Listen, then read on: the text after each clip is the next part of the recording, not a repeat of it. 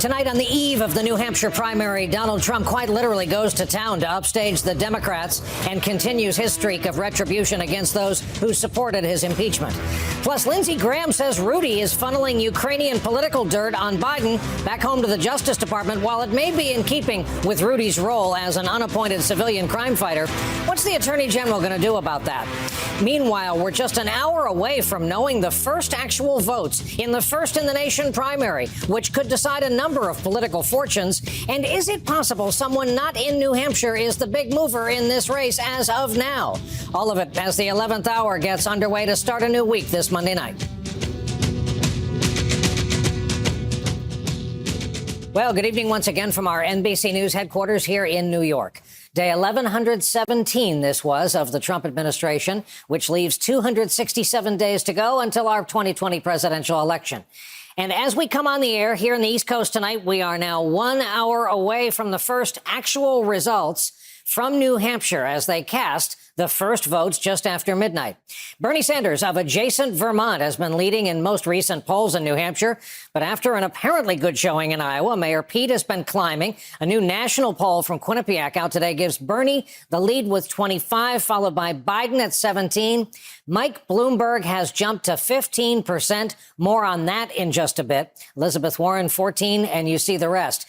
New Hampshire's Secretary of State Bill Gardner is projecting tomorrow's turnout will be the highest ever for a primary involving an incumbent in office. Quote, Gardner predicted roughly 292,000 ballots will be cast in the Democratic primary and 128,000 in the GOP race.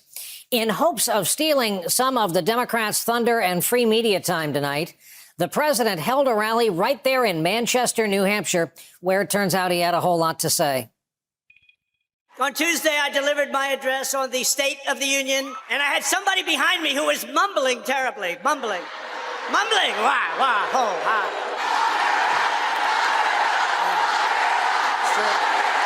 In the Senate, other than Romney, we had... Remember President Obama? You can keep your plan, you can keep 28 times, you can keep your doctor. That didn't turn out very good. We should impeach him for that. We should impeach President Obama. As the president was trying to counter-program, the White House released his new budget proposal. It's a $4.8 trillion blueprint that would boost defense spending while cutting programs like the EPA, food stamps, Medicaid. Any federal budget, of course, must be approved by Congress, and some lawmakers have already labeled it DOA. There are also several updates tonight related to the old original Robert Mueller Russia investigation. Prosecutors are asking for a prison sentence of 7 to 9 years for Roger Stone, Trump's friend of over 40 years, following his conviction on witness tampering and obstruction charges. And a judge has indefinitely postponed former National Security Advisor Mike Flynn's sentencing on a charge of lying to the FBI. You may know Flynn pleaded guilty to the charge. That was over 2 years ago now. Now he's trying to withdraw his guilty plea. We're also learning more about Rudy's efforts to dig up dirt on all things Biden-related in Ukraine. Over the weekend, Giuliani claimed he had a smoking gun on Hunter Biden. Senator Lindsey Graham quickly followed that up on Sunday morning. So Rudy Giuliani last night said he's got the goods on Hunter Biden. I called the Attorney General this morning and Richard Burr, the chairman of the Intel Committee, and they told me take very cautiously anything coming out of the Ukraine against anybody. If Rudy Giuliani has any information coming out of the Ukraine, he needs to turn it over to the Department of Justice because it could be Russian propaganda. Luckily for Rudy, earlier today, the Attorney General said the Justice Department had set up what he called an intake process to evaluate any information Rudy might provide. We can't take anything we receive from the Ukraine at face value. And for that reason, we had established an intake process in the field so that any information coming in about Ukraine could be carefully scrutinized by the department and its intelligence community partners so that we could assess its provenance and its credibility. Remember, what this also does is lightly back up the Russian talking point that Ukraine was meddling in our election. Democrats are demanding to know more on all of this. Jerry Nadler, chairman of House Judiciary, sent a letter to Barr today that reads in part, quote, given your creation of a new intake process for Mr. Giuliani, it's all the more important that you provide a complete explanation for your decision to sidestep standard department practice. Meanwhile, following the president's acquittal in the Senate, the vote of not guilty, he is stepping up attacks on the senators who voted guilty. Here's what he had to say to the governor of Utah about Utah Republican Senator Mitt Romney during a White House event this morning. Gary? How's Mitt Romney? You keep him. We don't want him. Go ahead. Doing a great job in Utah, by the way. Go ahead, Gary. Trump is also attacking Senator Joe Manchin, Democrat of West Virginia. Over the weekend, he wrote this. They are really mad at Senator Joe Manchin in West Virginia. He couldn't understand the transcripts. Today, in an interview with our own Hallie Jackson, the senator, a former Division I football scholarship athlete, fired back. The Munchkin, I'm taller than him. I think I'm a little bit bigger than he is. Not heavier. He's much heavier than me. Here for our leadoff discussion on a Monday night as we start a new week, Philip Rucker, Pulitzer Prize-winning White House bureau chief for The Washington Post, co-author along with his Post colleague Carol Leonnig of the New York Times best-selling book, A Very Stable Genius. With us from New Hampshire, Andrea Mitchell, our NBC News senior Washington correspondent, of course, the host of Andrea Mitchell Reports here on this very network, and Jonathan Swan, national political reporter for Axios. Thank you, gang, for showing up. We're awfully glad to have you. Phil Rucker, having written about this president, his traits and behavior, has anything from the retribution up to and including his wording tonight at that rally in Manchester, has anything been out of character? Has it surprised you? Brian, President Trump has been entirely in character and in keeping with the patterns of the first 3 years of this presidency. He's acting emboldened, he's acting unshackled, and he's speaking his mind. The rally tonight was remarkable. He not only had that comment about Pelosi and inspired chants from the crowd of lock her up, the kind of thing we're used to hearing about Hillary Clinton, but he revived one of his favorite campaign trail tricks from 2016. He read the song The Snake, which is a story that a lot of Americans find racist and outright inappropriate to be read by the President of the United States, but he did so in New Hampshire, emboldened, trying to reach activists in that state who have hard feelings about immigration. And it was one of his rallies where he just let loose and let it rip. And if he had learned a lesson, as Senator Susan Collins suggested he might have from the impeachment vote, that has not been evident these last few days as he's been firing off at his avowed enemies, perceived enemies, including Romney, including Manchin, but including so many others as well. And his staff are bracing for what may come next. Wow, the snake takes us back to 2016. That old chestnut, we haven't heard that one in quite a while. Andrea, there may very well be a dedicated trash can at DOJ for Nadler letters. It wouldn't be right, it wouldn't be proper, but it wouldn't surprise anybody. Do you think there is an appetite to prolong this fight while most people who can fog up a mirror believe there is probably irregularity, if not straight up illegality involved? It's a real challenge, Brian, because I don't think there's an appetite to continue with this, despite what is apparently went on, despite the vindictiveness and all the rest. And now you've got Lindsey Graham weighing in and William Barr and a Justice Department that you cannot trust to be a Justice Department. And with this Attorney General and the way he has pre-butted the Mueller report and shown every sign of being just an arm of the president's political re-election campaign, it's really hard to imagine that this thing will ever get looked into, other than them looking into the allegations that are coming from Rudy Giuliani and obviously been influenced by Russian propaganda. So, Jonathan Swan, are you going to tell me that we're gonna get into a pattern here with the Democrats off doing their Democrat thing, some of them eating their own young, others purity testing the field till perhaps in the worst consequences there's no one left, while the president does what he wishes, says what he wishes, especially when there's a live rally audience there to hear it? I think you summarized the pattern pretty well there, Brian. One thing I'll say, though, just on what we were talking about with Rudy Giuliani, is this was always about politics. Of course, it was always about politics. When Joe Biden emerged as the likely Democratic frontrunner, that's when it really intensified. I think, ironically, the reason I suspect this will actually taper off is because Joe Biden himself is falling in the polls. And I haven't seen the president evince as much interest in recent days about investigating Hunter Biden, which sort of reveals the provenance of all this from the get-go. Jonathan, I heard you come out with a mathematical calculation earlier tonight about Mr. Bloomberg's level of spending. Please share that dollar figure with our audience and just talk about the Bloomberg dynamic, the guy who's not in New Hampshire, getting so much of the talk and moving the numbers remotely. Well, I don't want to do a dollar figure because it might have changed by 50 million since the last time I checked, but it's up in excess of 350 at the moment. Look, I travelled with Mike Bloomberg last week.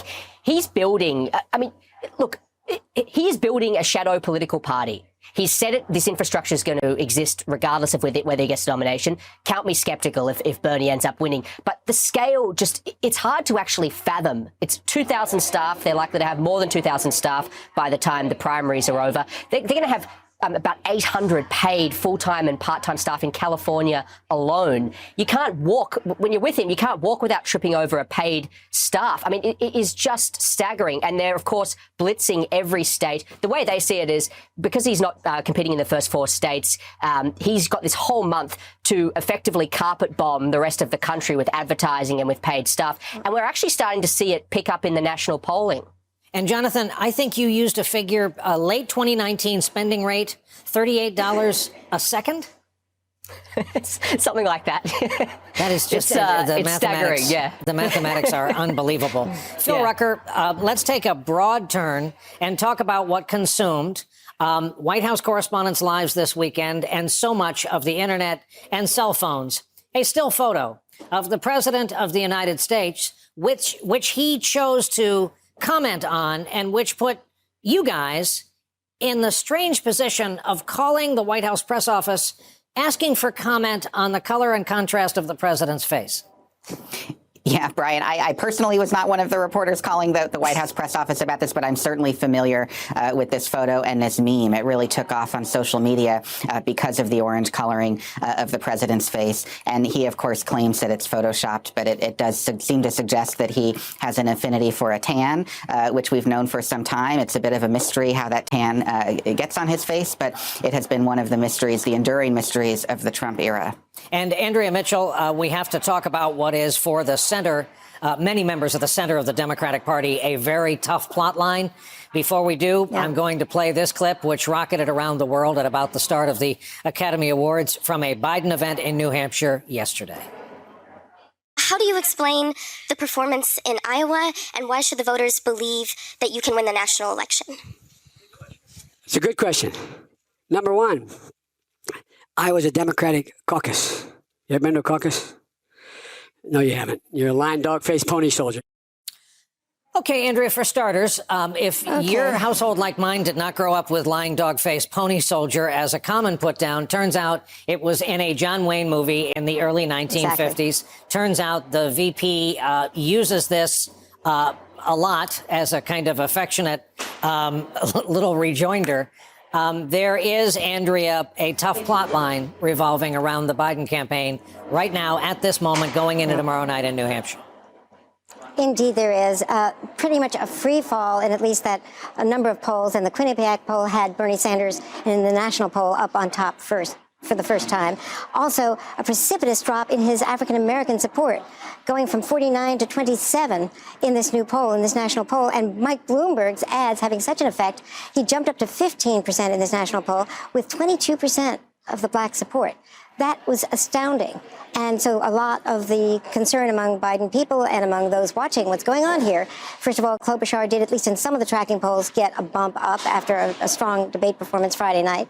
And things were shifting pretty dramatically. Elizabeth Warren down in the polls, she from neighboring Massachusetts, of course. Bernie Sanders seems locked into first place, but Buttigieg doing well. Klobuchar peaking at least in 1 or 2 polls, and Biden really down. And how he goes on, money's been a problem. Big donors are concerned. Just tonight, there was a pretty dramatic moment, according to the pool report. I was not there. I was covering something else. But at the last Biden rally here in New Hampshire, a protester, a heckler, kept closing in on Biden, harking back to one of the old accusations against him. And Dr. Jill Biden body blocked him, the heckler, according to the pool report, and kept him away from Joe Biden until the staff could surround him. And at that point, they then went to an off-the-record stop at Billy's sports bar and grill, and the reporters went up to Joe Biden, and said, how did you move so quickly to get in and protect your husband? And she, drank some beer, and she said, I'm a Philly girl. Well, so Dr. Jill Biden is on the mark. Joe Biden, not so much in this campaign. And this has not been, if you set your whole mark on your electability and you lose Iowa and you could come in 4th or 5th in New Hampshire, what happens when you go on to Nevada? You're seeing a result already with the African-American support that he was counting on as his firewall in South Carolina. And Mike Bloomberg getting into that. First of all, it takes a Philly girl to know one, Andrea Mitchell. Secondly, our thanks to Philip Rucker, to Andrea Mitchell, Philly girl, and Jonathan Swan. Thank you, the three of you, for starting off yet another week. Coming up for us, an important question. Which Democrat is the choice of the Trump campaign to win New Hampshire? The Trump campaign. And later, we'll go live to a small New Hampshire town closer to Montreal than it is New York. We will see in action why they take their first in the nation status so seriously, as the 11th hour is just getting started on this snowy Monday night in the reaches of New Hampshire.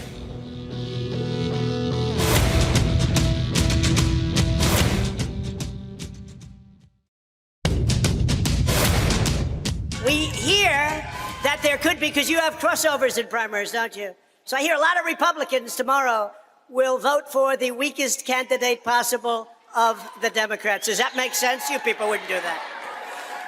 My only problem is I'm trying to figure out who is their weakest candidate. I think they're all weak. But if you want to vote for a weak candidate tomorrow, go ahead. Pick one. Pick the weakest one you think. I don't know who it is. In a story on the Trump campaign's re-election strategy, the New York Times reports, quote, interviews with more than a dozen Republican strategists, lawmakers, and state chairs reveal a consensus that Senator Bernie Sanders would be the easiest Democrat for them to beat because they believe his avowed socialism would help them reclaim suburbanites and better frame the election as a choice.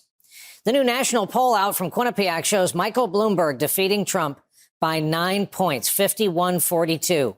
It's the highest margin. Sanders defeats Trump by the second largest, 51-43, and so on.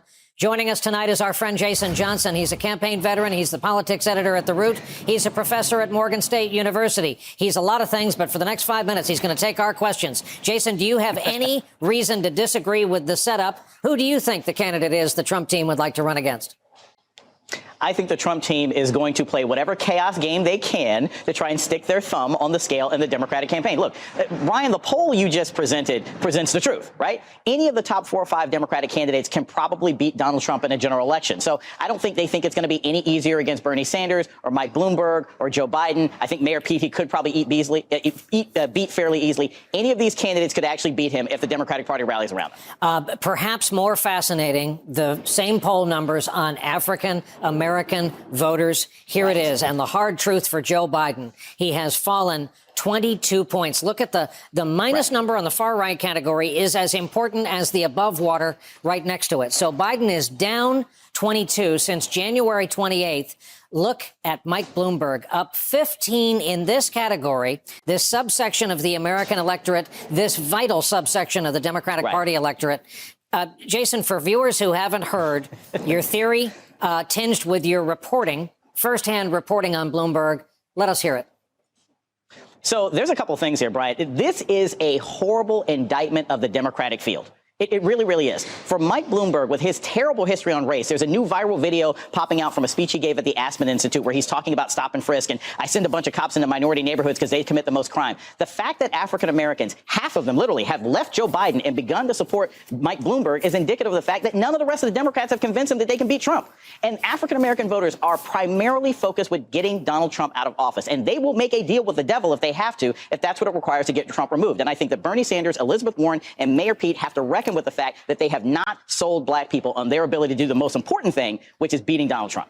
You have said, and at the risk of paraphrasing you, it doesn't mean this voting bloc is as nakedly transactional as it may appear to people. It doesn't mean they are at all superficial regarding candidate selection. Far from it. It just means that African-American voters, as a subset, feel the existential threat perhaps more than other subsections of the Democratic Party, correct?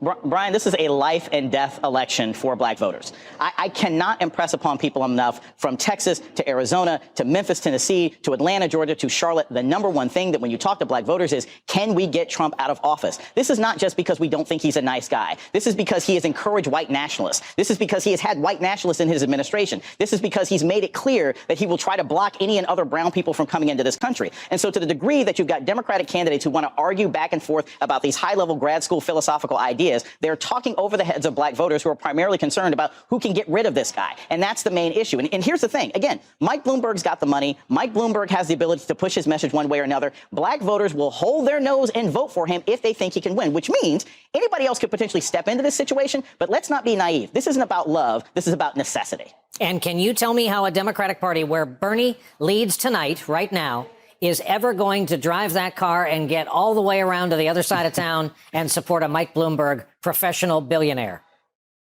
I think they can get around to the other side of the town once we start getting to the side of town where other people live. Look, we're dealing with the first two states that have 96 and 98% white voters. It doesn't count. It's like anybody who got into the Baseball Hall of Fame before Jackie Robinson came in. You can't consider either of these first two primaries or caucuses to be particularly valid. Once we get to Nevada, where you have a Latino population, 6% Asian Americans are going to be caucusing, 13% African Americans. Then you get to South Carolina. That is the real test as to where these Democratic candidates are. Any of these things that are happening beforehand are just window dressing. And that is why it's really key. Brian, when you pointed out in the poll, it's not just that Bloomberg has jumped to 22%. It's that black voters basically leapfrogged Bernie Sanders. Black voters said we would rather vote for the king of stop and frisk and gentrification than for Bernie's socialist revolution. That says something about what his message does and does not do for the most important constituency for the Democratic Party. This is exactly why we asked you to come on the broadcast tonight, Jason. Thank you. I will be talking to you tomorrow evening, something tells me. Thank you very much for joining us from Manchester, New Hampshire tonight, our friend Jason Johnson.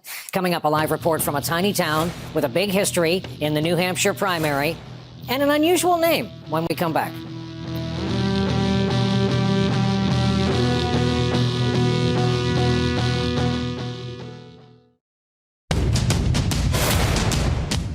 We will have live the first results from New Hampshire just after midnight Eastern time tonight. An old New Hampshire state law allows towns with populations of fewer than 100 people to vote at midnight as Election Day begins. Northern New Hampshire, as you may know, is stunningly beautiful. It is a place of raw nature. The White Mountain Range is up there, trees, lakes, hamlets, tiny towns, and that's the way they like it in New Hampshire. You've perhaps heard of Dixville Notch. They vote at midnight. So does a town called Hart's Location. No relation to Hart's Mountain, and that is where we find our own Cal Perry. Hey, Cal, good evening. I'm guessing they just love the media attention up there. Yeah, they do. And there's quite a few of us in what is the smallest room in the smallest town in New Hampshire. As you said, voting will begin at 12:01.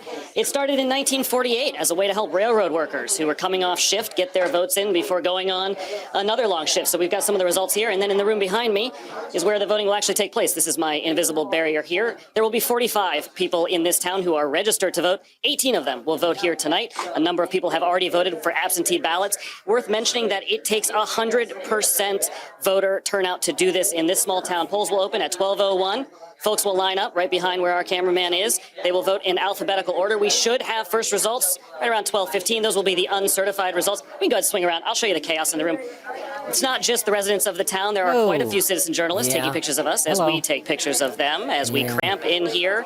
Hard not to be romantic about voting, I guess, on a night like this, Brian. We will have some results at 12:15, and then we will be kicked out, and they will certify the results. So hang with us, and we'll have the first votes of 2020. Fantastic. Cal Perry in Hart's Location, New Hampshire. We'll be back to you before long. I am joined now by our own Shannon Pettypiece, senior White House reporter for NBC News Digital, and A.B. Stoddard, associate editor and columnist for Real Clear Politics.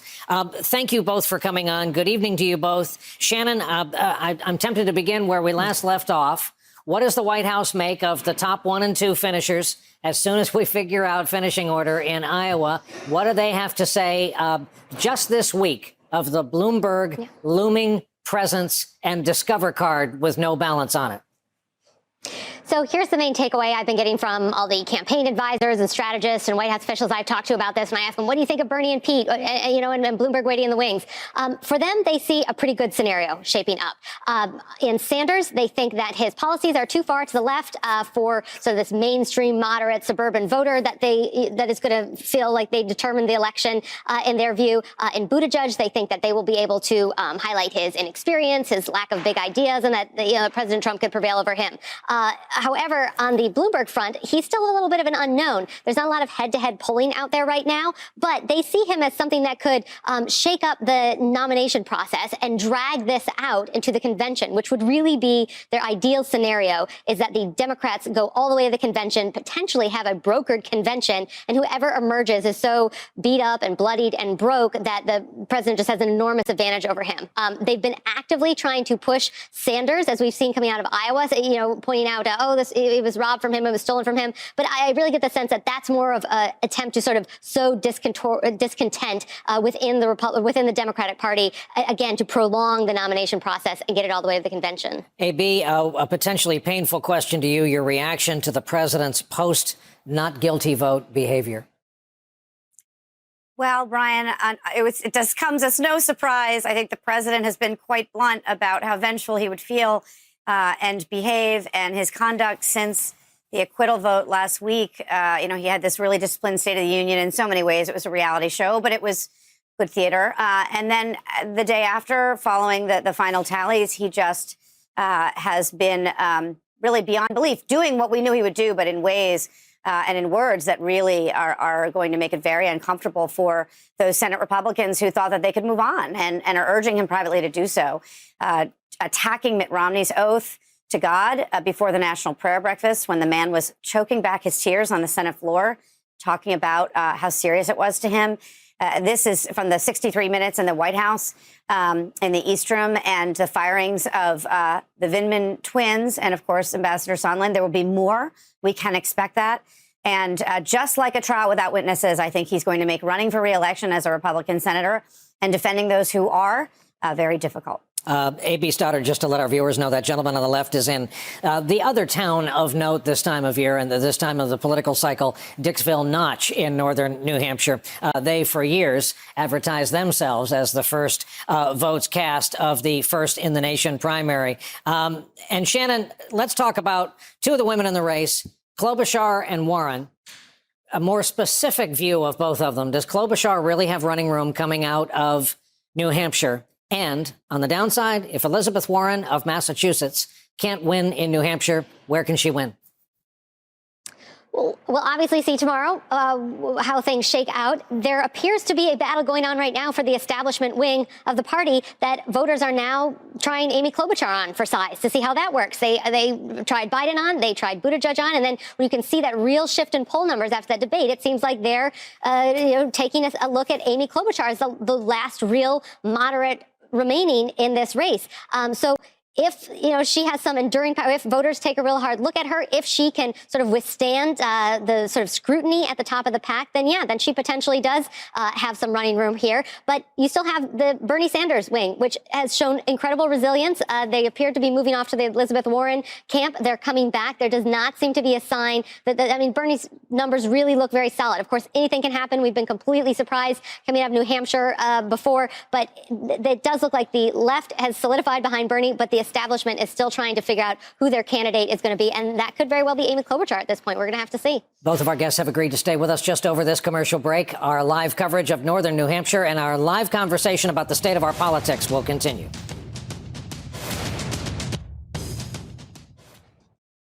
So you want to be president? I've watched many candidates run for their party's nomination, but only a few knew how to get it. I am paying for this microphone. My podcast is about what it takes to get the nomination. 6 episodes, 6 timeless themes that separate the few winners from the many losers. The hope still lives, and the dream shall never die. So You Want to Be President with Chris Matthews, an MSNBC podcast. Search now wherever you're listening and subscribe. Episode 4 available now. So you want to be president? I've watched many candidates run for their party's nomination, but only a few knew how to get it. I feel your pain. My podcast is about what it takes to get the nomination. 6 episodes, 6 timeless themes that separate the few winners from the many losers. This campaign was and will remain the great honor of my life. So You Want to Be President with Chris Matthews, an MSNBC podcast. Search now wherever you're listening and subscribe. Episode 4 available now. What about Buttigieg? You saw the Biden attack over the weekend, the 38-year-old small-town mayor. They should go have a push-up contest somewhere. Back with us, Shannon Pettypiece and A.B. Stoddard. That was genuinely funny. Hey, A.B., I want to show what started James Carville's ubiquitous media weekend that we have just witnessed. It happened on live television. Your friend Nicole Wallace and I were on television. We had James come on. We asked him about the current state post-Iowa of the Democratic Party. Let's watch. I think that this is not going particularly well so far. And why is Tom Perez still the chairman of the Democratic National Committee? I have no idea. This party needs to wake up. There's only one moral imperative in this country right now, and that is to beat Donald Trump. That's the only moral imperative. It's the only thing I want to hear. Until we understand that. We win every argument, Brian. We win an argument on anything. We don't win elections because we talk about stuff that is not relevant. A.B., knowing you a little bit, I think the era of Trump has made you even more clear-eyed about the Democratic Party. What do you make of what Carville has said there and in subsequent interviews? Is he right? Amen. I watched it several times, and it really is, it's a sign of widespread frustration that people are bottling up, and he just has the nerve to say it. Shannon was describing how Bernie Sanders, who the Republicans would really love to run against, as you know, everyone has been saying all night, because it really looks like a choice instead of a referendum on Trump, has the left energy. And then, you know, there's a much bigger vote for the moderate wing of the party, but it's split and it allows him to win. They haven't decided whether they want Biden or Bloomberg or Buttigieg or Klobuchar. And this really could be fatal to the party. He's also right, Carville is, about the DNC. Jonathan Swan described Michael Bloomberg as a party unto himself. He is literally a human super PAC saving the Democratic Party from itself. The DNC is broke, it's anemic, it's dysfunctional, and it's carrying debt. Without Michael Bloomberg, they do not have a chance. And I think Carville and other voices in the establishment have all these fears, but he's the only one that's actually going out and talking about them. Shannon Pettypiece, first reaction, wow. Second, give us the 45-second viewer's guide to not only South Carolina, but Nevada.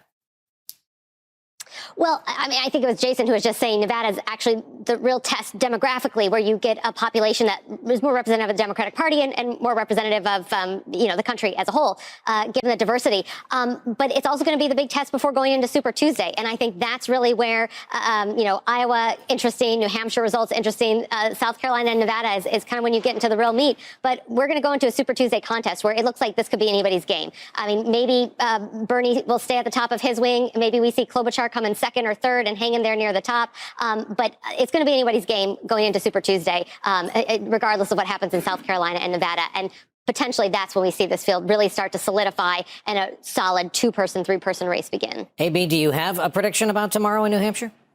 I do think it's just more fluid than people understand. I think Amy Klobuchar could have a surprise. I think if Bernie Sanders has a muddled first place win, he shares it with Buttigieg, that's actually going to be bad for Bernie Sanders, because he's promised us he's going to make a new electorate. He didn't in Iowa. If he doesn't in New Hampshire with a 6-point polling average on the Real Clear Politics findings, I think he's really going to have a difficult narrative ahead. But I do think that, what is going to happen to Warren? I do think that, because the bulk of the voters in New Hampshire are undeclared and they can vote in either primary, it's just much more wild than people understand Iowa to be. It's going to be a different result. Two of our terrific journalism professionals, our thanks, and their, you can just see the stress on their faces up there in Dixville Notch tonight as we approach midnight Eastern time. Shannon Pettypiece, A.B. Stoddard, our thanks, as always, to both of you. Coming up, what a retired 4-star general has to say about the president firing a combat veteran and Purple Heart recipient who spoke out against him when we come back.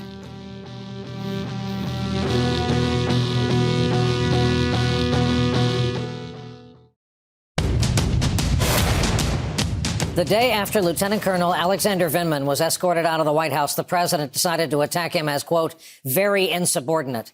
An attorney for Vindman called the president's attack false and added, quote, while the most powerful man in the world continues his campaign of intimidation, while too many entrusted with political office continue to remain silent, Lieutenant Colonel Vindman continues his service to our country as a decorated active duty member of our military. Let's talk about it with our special guest tonight, retired four-star U.S. Army General Barry McCaffrey, a decorated combat veteran of Vietnam, former battlefield commander in the Persian Gulf War, also happens to be a military analyst of ours around here. General, I have yet to talk to you since this all went down. Your read of Vindman's treatment at the hands of his commander-in-chief. Well, it's a one-off situation. I've never seen anything like it, where you have a lieutenant colonel essentially turning in the president of the United States for what was clearly, in my judgment, an illegal act. Using political extortion on a foreign country, engaged in combat with the Russians. Unbelievable. He's an honorable guy. He has integrity. He's a wounded combat veteran. He's a very bright officer. And I tell people the only thing you need to know about him is he's endorsed by General Joe Dunford, a Marine four-star.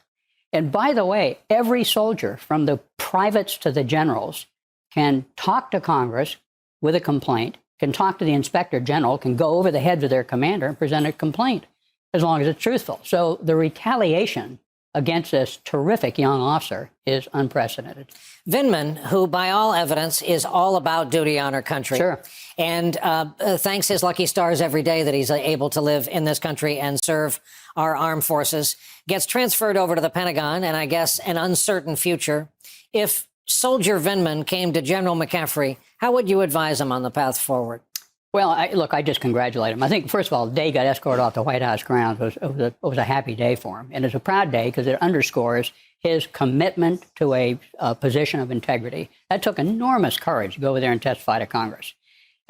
He's a part of the elite Foreign Area Officer Program. We spend 5 years on these kids to immerse them in a part of the world and become an expert on it. A lot of them are intelligence officers. So Vindman understands in a very concrete way how to deal with and understand the Russians and Eastern Europe. So I think he'll have tremendous utility going forward in the Army if he chooses to stay. You know, this could be a turning point in his personal life, but I think he ought to feel pretty happy about what he's done with his duty performance. I know you can't speak for the military, but I'm curious if you have a focus group in your life that measures military support for this president in light of the war crime debacle, in light of Vindman, and in light of now learning we have 109 TBIs, brain injuries, after that Iranian missile attack on the base we were occupying in Iraq. The president has diminished the severity of what you have appropriately called the signature injury of these two wars we're still fighting. Yeah, that was another just astonishing statement. Look, you know, in World War II, all the casualties are caused by enemy artillery and mortar fire and landmines. In the war in Afghanistan and Iraq, there were several thousand IED explosions a month. This is a common kind of injury. And by the way, in some cases, severity, it's unrecoverable. Yeah. So we've learned to have a set of military medical protocols to deal with this. They get evacuated. Many of them, by the way, recover within a year or so. If you don't repeatedly expose them to the same kind of blast. But look, the President of the United States is something we don't understand how to deal with. I don't speak for the generals. I do believe this about Vindman himself.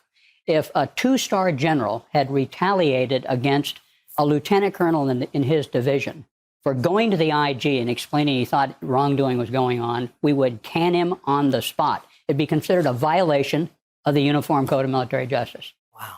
And who do we see about this? I don't know. The voters. General, what a pleasure to have you. Good to be with you. General Barry McCaffrey, our special guest tonight. Hey guys, Willie Geist here. This week on the Sunday Sit Down podcast, I get together with Golden Globe-winning actor Ewan McGregor to talk about a prolific career that includes his latest role in the superhero film Birds of Prey. Get that conversation now for free wherever you download your podcasts.